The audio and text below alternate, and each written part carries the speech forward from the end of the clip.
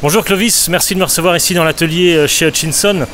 J'ai beaucoup de questions des internautes qui regardent ma chaîne YouTube au sujet des diamètres des roues. Alors c'est vrai qu'il y a les fameux formats 26, 27,5, 29, mais quand on parle de diamètre d'une roue en pouces, en métrique, c'est sans pneus, comment ça fonctionne? Alors c'est vrai que la particularité dans tout ce dimensionnel de roues, de pneus, il faut pouvoir s'y retrouver.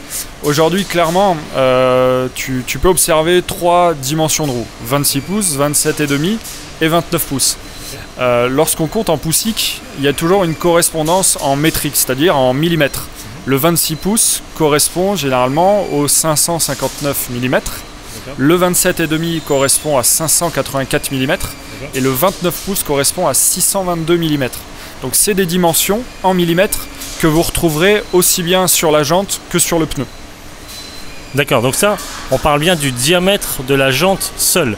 Et il faut que le diamètre de la tringle, alors tu vas nous parler d'accroche finalement, le diamètre de la tringle soit en correspondance avec le diamètre de la forme d'encoche qu'il y a sur la jante. Oui, tout à fait. Si on prend l'exemple du 29 pouces qui correspond à 622 mm, on parle bien du diamètre intérieur de la jante, c'est-à-dire le diamètre d'accrochage qui correspond ensuite au diamètre qu'aura la tringle pour pouvoir tout simplement bien correspondre le pneu à la jante. Donc on parle bien de diamètre intérieur de la jante.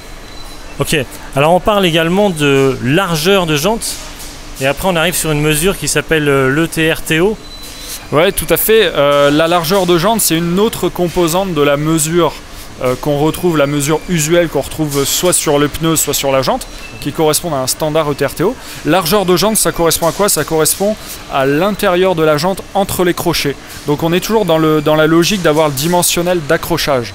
Si on parle de 23 mm, ça correspondra donc à 23 mm de largeur intérieure de la jante. Donc vous retrouvez avec un standard, une mesure ETRTO.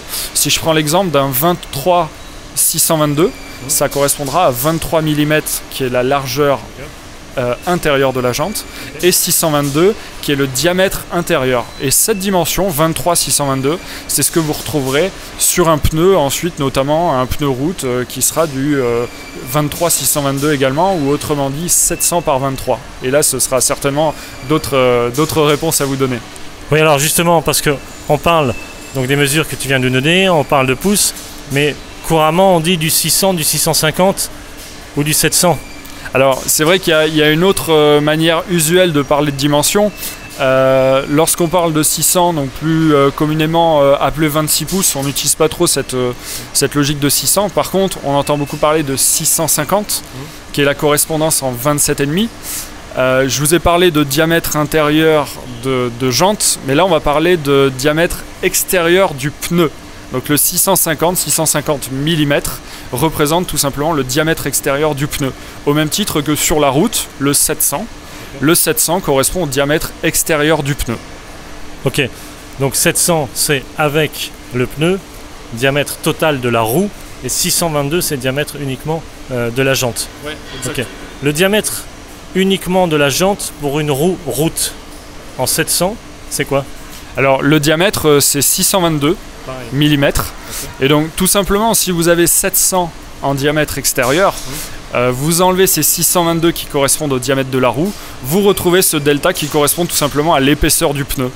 Alors petite question évidemment, tout le monde se la pose, qu'est-ce que veut dire ETRTO? Alors ETRTO simplement c'est l'acronyme de European Tyres and Rim Technical Organization.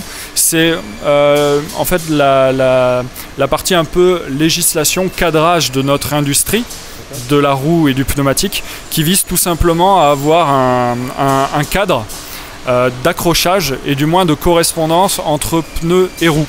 Donc nous on se base chez Hutchinson, on a pour politique de vraiment se baser sur l'ETRTO, on est membre permanent de l'ETRTO et notre objectif c'est toujours de faire correspondre un pneu à chaque jante, tout simplement.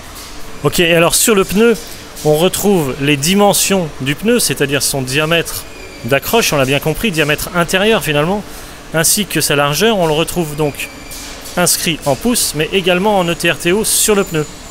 Absolument, le TRTO a pour but simplement de rassurer, de faire correspondre. Vous retrouvez le TRTO sur votre jante qui est censé vous permettre de bien choisir votre pneu.